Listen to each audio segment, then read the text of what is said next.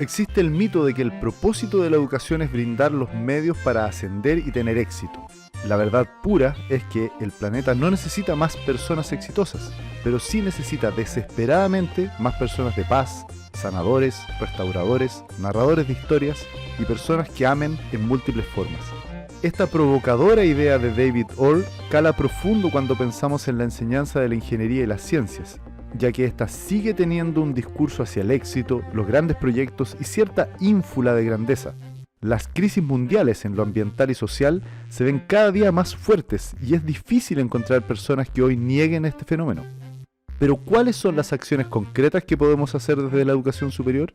¿Son estas potenciales acciones un detrimento a una formación de excelencia? ¿Es que estamos frente a un inevitable cambio de paradigma? Soy Felipe Celeri Céspedes, coordinador del Área para el Aprendizaje de Ingeniería y Ciencias, y en este capítulo conversaremos sobre nuevos enfoques para la enseñanza y aprendizaje de Ingeniería y Ciencias en base a la ética, el vínculo con el medio externo y el trabajo sobre desafíos abiertos. Hoy nos acompaña Luisa Pinto Lincoñir, académica del Departamento de Geología de nuestra facultad y actual directora de la Escuela de Ingeniería y Ciencias. Luisa, muchas gracias por darte el espacio de estar acá y si quieres complementarnos un poco tu presentación con tu experiencia, bienvenida.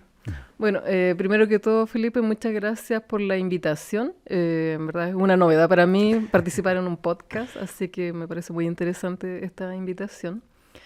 Y respecto al complemento, y dada la temática que vamos a conversar hoy día, quisiera comentar, primero que soy profesora de geología hace muchos años, ya cumplí 20 años como académica, y hace algunos años atrás quise hacer un break en mi carrera académica, es como pensar que otros aportes yo quería hacer como académica, en docencia, en investigación, en extensión.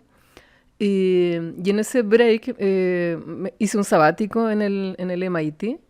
Y justo antes de irme yo hice un curso que se llama Geoética y que me hizo reflexionar muy profundamente sobre el rol que teníamos como investigadores, formadores de profesionales y científicos.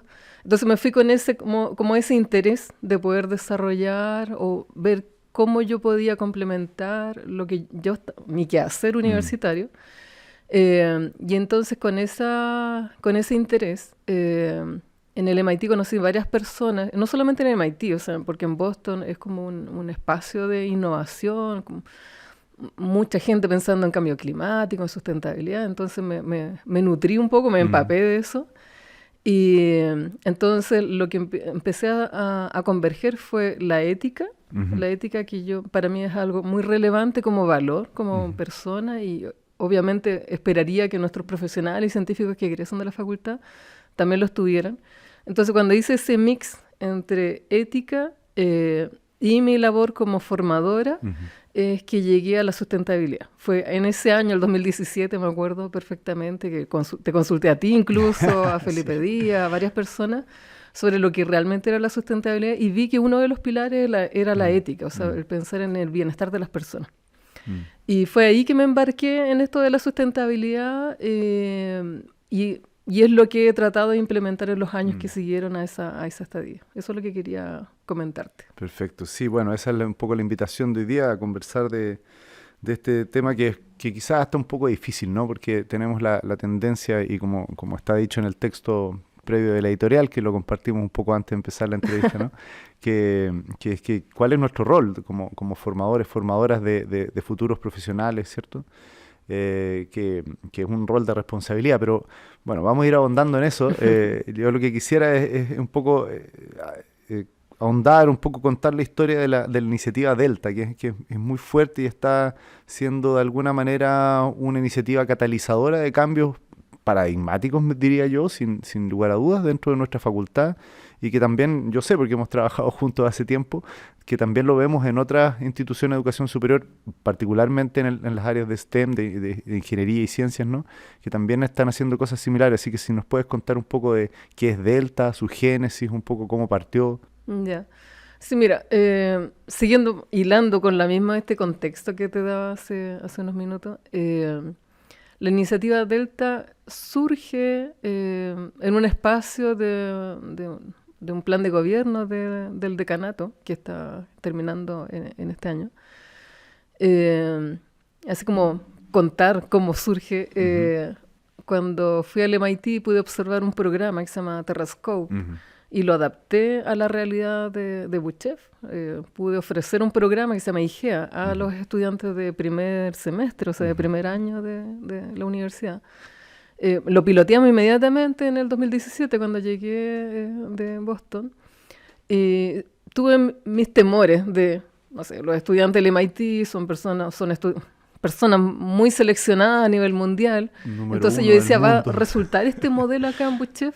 Claro. Y resultó, fue súper exitoso. Hay muchas personas que me apoyaron, pero lo más importante es que nuestros estudiantes eran capaces de llegar al mismo nivel que llegaban los estudiantes del MIT. Entonces ahí me convencí que se podía ofrecer oportunidades interesantes a los estudiantes. Y justamente al finalizar ese semestre, conversé con muchas personas dentro de la facultad, incluso fuera de la facultad, y me di cuenta que se podía extrapolar más allá del primer año. Entonces fue con esa motivación que yo dije, ya, necesito el espacio donde poder hacer estos cambios. Entonces cuando el actual decano me ofreció la dirección de escuela, para mí era como esa gran oportunidad. Claro. Y obviamente yo no podía decir que no, y la aproveché. Y desde ahí surge el Delta, o sea, como estas ideas de la ética profesional, de darle desafíos interesantes a los jóvenes desde etapas tempranas, no solamente primer semestre, también todo el primer año, todo el segundo año, toda la licenciatura. Entonces, desde ahí surge con líneas que tienen que ver con la sustentabilidad, con la innovación, el aprendizaje en vínculo con el medio, o sea, darle desafíos reales a los jóvenes y que ellos vean que, aunque sean muy jóvenes, o sea, 17, 18, 19 años, ellos pueden pueden reflexionar cómo solucionar esas problemáticas. Y pienso yo que incluso esas oportunidades a ellos les abre un mundo de posibilidades.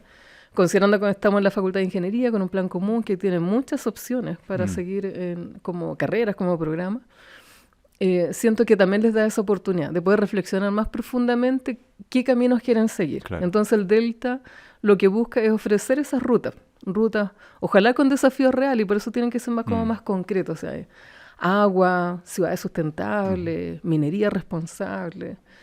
Entonces, eso es en términos muy generales.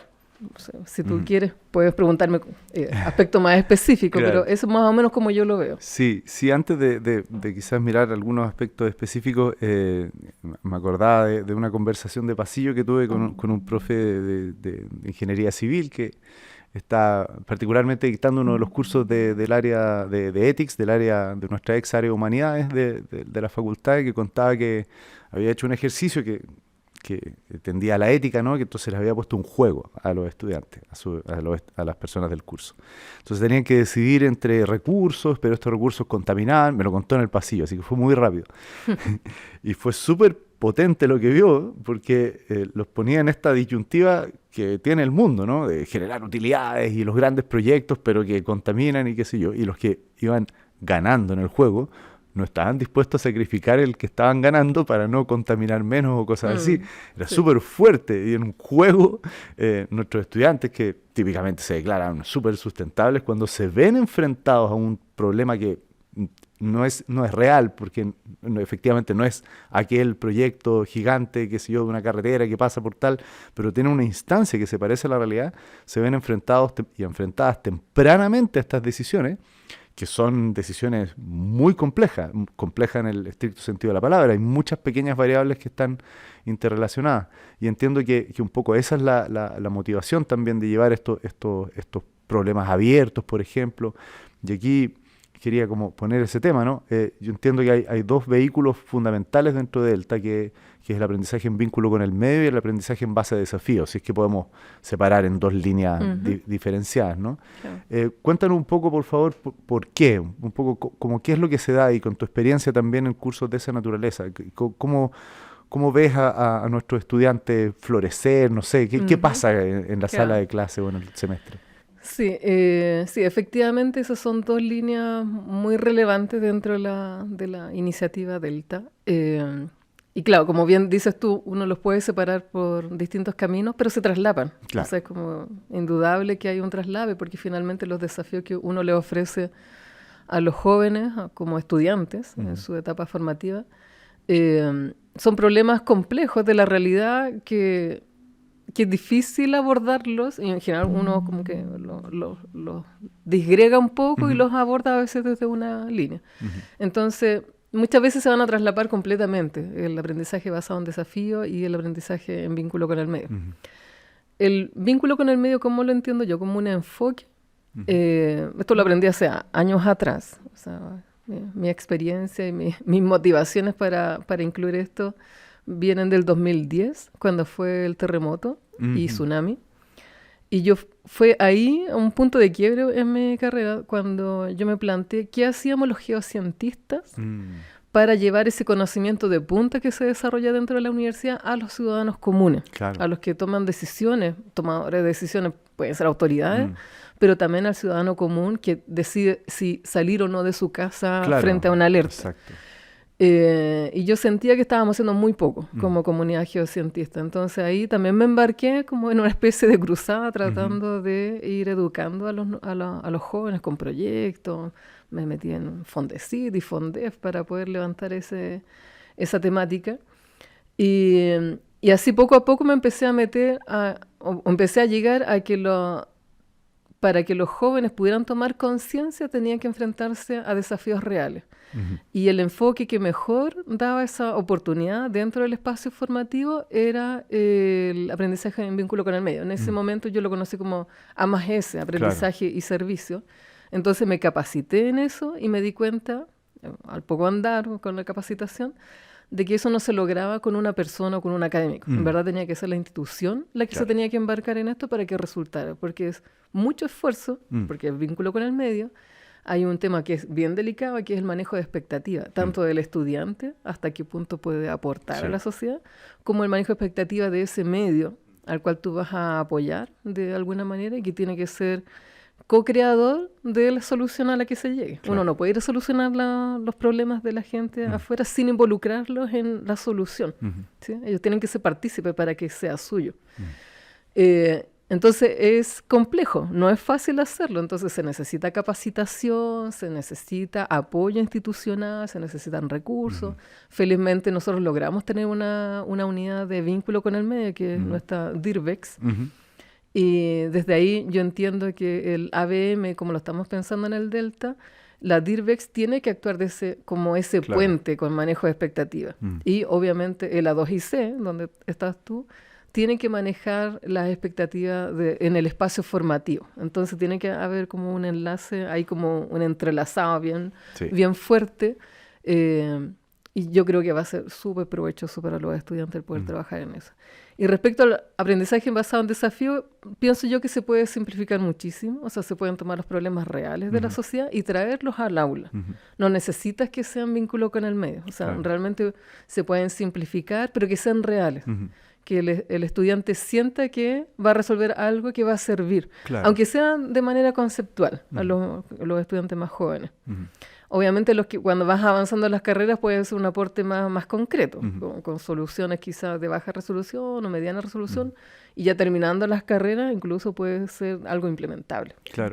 Claro, porque estos desafíos también ocurren hoy día en el mundo del emprendimiento, por ejemplo. Grandes empresas ponen un desafío para empresas pequeñas, que sea un desafío de telecomunicaciones, de cómo la señal, qué sé yo, y la gente propone ciertas soluciones, hay una premiación y todo, pero no necesariamente hay gente de por medio, no necesariamente hay un grupo de personas que va a recibir esto, sino que es un desafío tecnológico o qué sé yo. Que por supuesto que hay que entender lo que está detrás, quién va a usar esto finalmente, y tiene un valor en sí mismo, pero esta parte del vínculo con el medio tiene estos, no sé, condimentos que son un poco más quizás sociales, que son quizás un poco más extraños para la mentalidad de la ingeniería y de la ciencia, sobre todo en las primeras etapas formativas, que es bastante más cerrada quizás, o cuesta más abrir. Quiero hacer una pregunta quizás que puede ser difícil. ¿Tú crees que con todo esto de Delta, aprendizaje en vínculo con el medio y aprendizaje en base a desafíos, que si bien tú nos cuentas que partes desde el 2010 en esto, igual es bien joven, ¿no? O sea, 10 años para etapas formativas es un periodo relativamente corto. ¿Tú crees que estamos en el borde de un cambio de paradigma en la manera de enseñar y aprender ingeniería y ciencia? Sí, o sea, en nuestra facultad quizás son pocos años. El AMAGES o el ABM tiene más de 30 años en Claro. Chile. En Latinoamérica lleva también decenas de años, Ujú. incluso incorporado a nivel escolar, porque hay algo que a mí me sorprende, y es que, o por lo menos cuando me capacité y fui a congresos sobre el aprendizaje y servicio, Ujú. es que los escolares, incluso en las etapas preescolares, podían resolver problemas reales, aunque fuera algo muy Muy pequeñito, pequeño, claro. de plantas, como de conservar no sé, la flora nativa de un cierto lugar, o las plantas medicinales. Entonces, yo decía, si los preescolares o los escolares, estudiantes, no sé, de tercero, cuarto medio, resolvían problemas maravillosos para su comunidad, yo decía, ¿cómo no lo van a hacer nuestros estudiantes universitarios? Claro. Entonces, no sé, desde ese conocimiento, de esa experiencia de haber visto a niños resolviendo problemas reales, yo decía, tenemos que hacerlo en la universidad. Yo sé que hay universidades en el mundo que lo hacen hace tiempo, entonces yo creo que esos cambios ya están ocurriendo, quizás en nuestra facultad, en nuestra escuela, quizás al ser más tradicional, con un prestigio que uno quiere conservar, una manera de hacer las cosas, cuesta más. Entonces pienso que tenemos que ir mostrando que se pueden hacer esos cambios en nuestra facultad. Yo creo que es difícil, porque hay algo que conservar y que sentimos que es muy bueno. Si hemos formado los mejores ingenieros y científicos en Chile, ¿por qué deberíamos cambiar eso? Yo creo que la pandemia nos ha dado esa oportunidad también, de esforzarnos un poco a ir más allá de lo que creíamos que era posible hacer. Y efectivamente en la pandemia muchas de las ideas que teníamos en el Delta pudieron avanzar, cosa que no hubiéramos logrado sin pandemia. O sea, algo bueno que ha tenido esta situación de crisis sanitaria. Entonces yo creo que se puede. Yo creo que la pandemia podría ser como un punto de inflexión, donde uno comienza a pensar de qué manera tengo que enseñar de tal manera que los estudiantes estén motivados con lo que están estudiando, para lo cual se están formando. Y pienso que ahora han tomado más conciencia esos profesores de los primeros años, como dices tú, más tradicionales, que no se puede seguir con el mismo estilo. Tienen que haber formas distintas, más estimulantes, que no sea transmitir un conocimiento y después hacerle una pregunta simple para que lo responda. Claro. Entonces, yo creo que esos cambios van a ocurrir. Pienso que recién están comenzando las reflexiones de lo que nos está dejando la pandemia sobre ese tipo de aspectos. Sí, sin duda hay un vértigo al cambio, ¿no? Siempre cambiar algo produce un cierto vértigo, y sobre todo cuando en nuestra facultad tenemos la fortuna que nos ha ido bien por mucho tiempo. Entonces, ¿cómo cambiar algo que está funcionando bien? Ahora, un poco también esa reflexión, ¿qué significa bien? En el fondo se da esta discusión en nuestra facultad y probablemente en otras facultades de ingeniería y ciencia, en otras universidades, etcétera, de bien es la excelencia. ¿Y qué es la excelencia? Porque son como palabras que viven en el aire, pero no siempre las tomamos y las bajamos en la mesa y a ver qué significa esto. Y un poco también con los tiempos que vivimos, ¿no? ¿Qué significa una buena formación también? ¿Sí? Porque este mismo autor de la cita del principio, que se llama David Orr, tiene unas frases bien brutales, digamos, que decía que una persona que es formada sin ética y sin este contexto puede ser un saqueador muy técnico, digamos. Podemos, si no incluimos otros valores, si no damos esos espacios por lo menos para discutirlo. Entonces, esta excelencia desprovista de quizás moral o una reflexión ética puede ser devastadora, digamos. Y con esto quiero ir al último punto, que un poco tomando tus palabras, ¿no? Ya tenemos cierta conciencia, independiente que yo siento que nos falta reflexión en la facultad, pero que estamos avanzando bien, a cuál es el rol, ¿no? El rol de nosotros como docentes, como profesores, profesoras dentro de la facultad. Que claramente se ve que ya es una persona que entrega contenido. No hace mucho sentido para nuestros estudiantes, hay un montón, un océano de información. Entonces, ¿qué es lo que agregamos distinto a ese océano de información que está en YouTube y en otras plataformas, etcétera? Y se vuelve alguien que va guiando, ¿no? Va guiando el aprendizaje de alguna manera y estamos un poco tratando de averiguar cómo. Pero hay una cosa que está en paralelo, porque que es un poco esta responsabilidad, ¿sí? Como formadores. No sé si tienes... ¿Cuáles han sido tus reflexiones en este tiempo de esta responsabilidad como formadores? Sí. No, esa reflexión la he tenido hace muchos años. Ujú. En verdad, cuando estaba terminando mi carrera de geología, me acuerdo, salí de una sala después de un auxiliar de geología estructural Ujú. y me di cuenta de lo feliz que salía, o no me había dado cuenta, de lo feliz que salía de las clases, como desbordando así como energía y ganas de hacer cosas. Entonces me di cuenta, así como que tuve un clic, de que mi pasión era ser profesora. Mm. No geóloga, o sea, Ajá. la geología me encanta, pero para mí es como un hobby, o sea, siempre he encontrado muy como irrisorio esto de que me paguen por hacer algo que me gusta hacer, que me da mucho placer. Mm. Pero desde ahí que me di cuenta que mi vocación era ser Mm. profesora, fue que hice un doctorado Mm. para volver y ser académica y poder hacer docencia. Ujú. Entonces, desde ahí empezó mi reflexión de cuál era mi responsabilidad con la Perfecto. sociedad. Mm.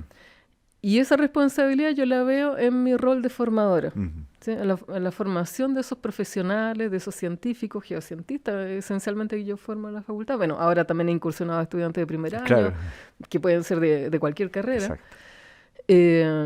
Entonces, para mí es clave. O sea, todo lo que yo hago en la universidad o mis motivaciones más intrínsecas tienen que ver con esa responsabilidad. Yo creo que como docentes, equipos docentes en la facultad, tenemos un rol pero fundamental. Mm. No es solamente enseñar la materia o ese dominio que tenemos de algún aspecto de Ujú. una ciencia, sino que es eso y además el valor y qué se hace con esa información, ¿sí? Ujú. Entonces, pienso que no debemos desligarlo de las aplicaciones. Eh, Siempre he creído que nuestro prestigio se basa mucho en la formación técnicamente competente, pero maravillosamente. Nuestros egresados siempre han sido valorados porque son técnicamente muy competentes, lo hacen muy bien.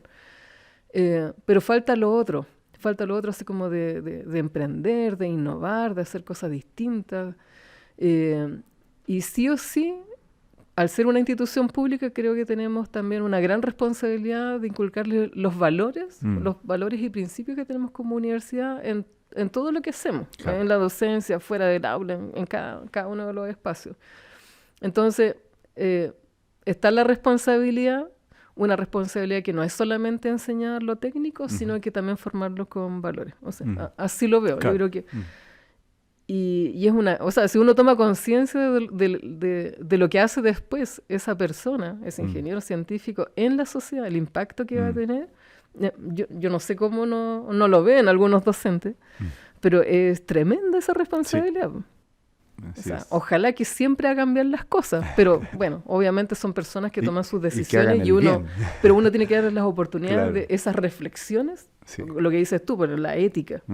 Esas reflexiones, darlas en el espacio formativo, que es un espacio contenido, donde pueden cometer errores, pero allá, cuando ya se gradúan y son profesionales, científicos y tienen que tomar responsabilidad, ya es de ellos, es Claro. su responsabilidad. Entonces creo que nosotros tenemos la responsabilidad de darles las mayores oportunidades posibles de hacer esas reflexiones durante este espacio, Claro. estos 5,56 años que van a estar en la universidad. Claro. Además que estas reflexiones éticas son largas, digamos, no son Sí. una cosa que uno piensa un mes y decide No. cómo hacer, entonces requieren madurez. Súper, te agradezco mucho por la conversación, Luisa, y siempre hacemos una pregunta final a cada invitado y cada invitada, que tiene que ser de lo que salga del fondo de tu corazón, ¿sí? Ujú. ¿Cuál es la función docente? Es una muy buena pregunta. Si lo pudiera decir en una frase,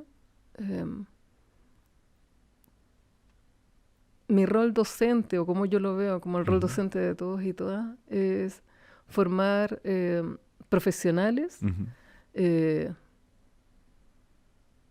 excelencia. Voy a usar la palabra que tú usaste. Muy bien.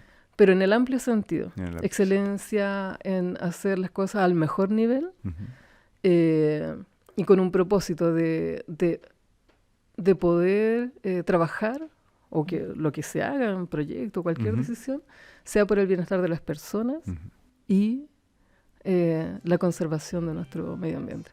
Fantástico. Muchas gracias, Luisa, por este Gracias espacio. a ti, Felipe. Ha sido un placer estar acá. Muy bien, gracias. Escuchaste Función Docente, podcast del Área para el Aprendizaje de Ingeniería y Ciencias A2C y la Escuela de Ingeniería y Ciencias de la Facultad de Ciencias Físicas y Matemáticas de la Universidad de Chile. Recuerda seguirnos en nuestras redes sociales, Instagram, Facebook y Twitter. Encuéntranos como @escuela de pregrado_FSFM. Escúchanos en Spotify y iVoox. Encuéntranos como Función Docente. Las opiniones vertidas en este programa no representan necesariamente el pensamiento de la Escuela de Ingeniería y Ciencias de la Facultad de Ciencias Físicas y Matemáticas de la Universidad de Chile. Son de exclusiva responsabilidad de quienes las emiten.